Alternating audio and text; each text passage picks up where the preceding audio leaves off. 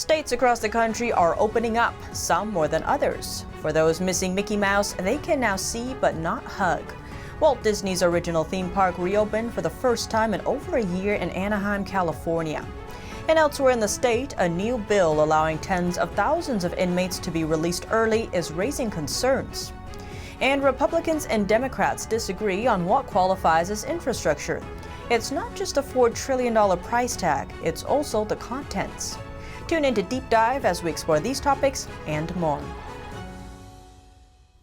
Hello and welcome. This is Deep Dive and I'm Tiffany Meier. States across the country are starting to open back up. Florida's Governor Ron DeSantis suspending all local virus emergency orders. He just signed an executive order banning vaccine passports. He said at a conference Monday, the bill goes into effect July 1st, when all local pandemic emergency orders will be stopped. It will ensure that neither the state nor local governments can close businesses or keep students out of in-person instruction at Florida schools, except for hurricane emergencies, and caps all local emergency at 7-day increments. But to bridge the gap until July, he signed an executive order to suspend all local emergency orders and emergency penalties on individual businesses. This only affects governments, not businesses. DeSantis said this is an evidence-based thing to do and says proponents of lockdowns don't believe in vaccines, data, or science. He said people have a right to participate in society without sharing if they are vaccinated or not. The law imposes a $5,000 fine for those who violate the vaccine passport ban. He went on to say, in Florida, your personal choice regarding vaccinations will be protected and no business or government entity will be able to deny you services based on your decision. New York City is also opening July 1st, but otherwise it's taking a different approach from the Sunshine State. Governor Andrew Cuomo says most capacity restrictions on business in New York, New Jersey, and Connecticut will be lifted on May 19th. This includes most businesses like retail, food services, hair salons, and barbershops in the tri-state area.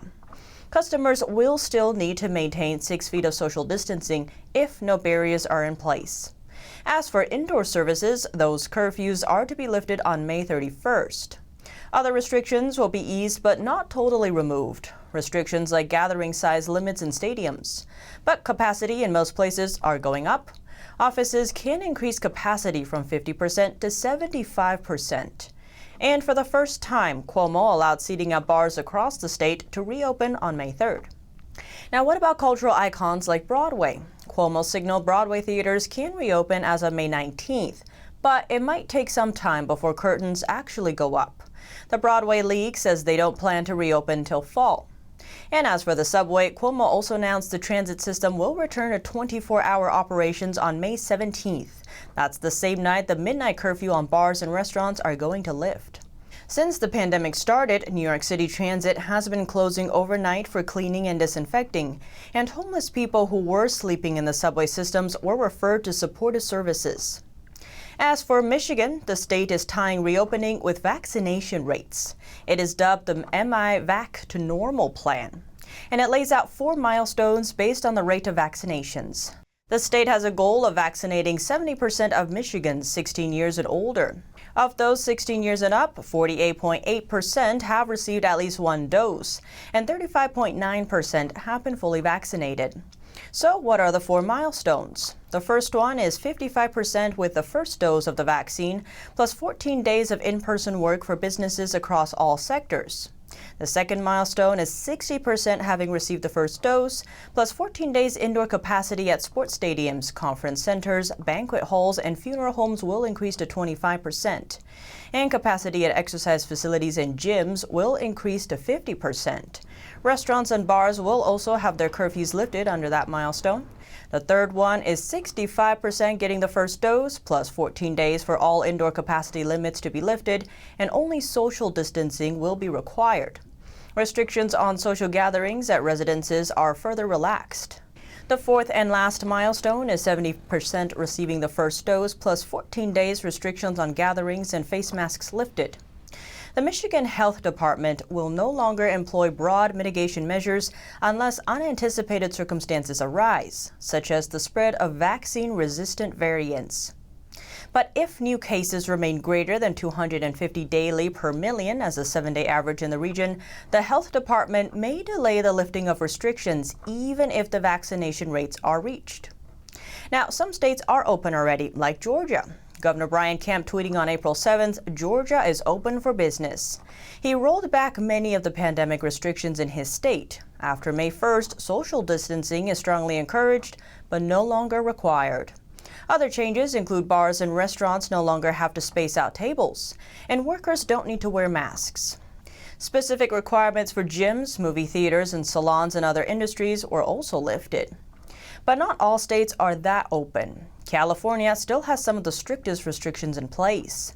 But those missing Mickey Mouse can now see him, but no hugs. Disneyland in Anaheim, California reopened last Friday for the first time since March 2020. More than 28,000 Disney theme park workers have been furloughed during the long closure. Disneyland may have reopened, but there's still a slew of rules in place. It is only open to California residents. There's a 25% capacity. While some states are getting rid of masks, at Disneyland, masks are still mandatory for everyone aged 2 and up. And no hugs with costumed characters like Mickey Mouse and Snow White. No parades. People are still required to follow the space markets on the floor for social distancing. And nightly firework displays have been put on hold to prevent crowds from gathering closely together. Despite all the rules, tickets are sold out through mid-June. The mayor calling the reopening, quote, a monumental day for Anaheim, adding, we have all missed the joy of Disneyland, and we are so glad to have that back. But this means so much more to working families, small businesses, and our city. The impact of having the theme parks closed for more than 13 months due to the pandemic has been devastating. This begins our economic recovery and brings hope back to Anaheim.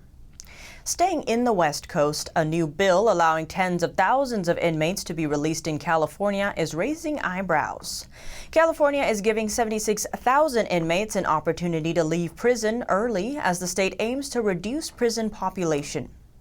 Over 63,000 prisoners convicted of violent crimes will be eligible to shorten their sentences if they show good behavior. Of those, 20,000 are serving life sentences with possibility of parole.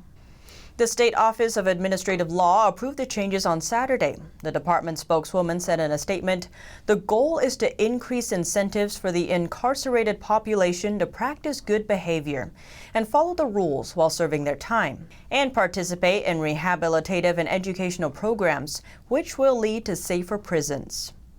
And a new bill, Senate Bill 82, introduced by Senator Nancy Skinner, would redefine the crime of petty theft.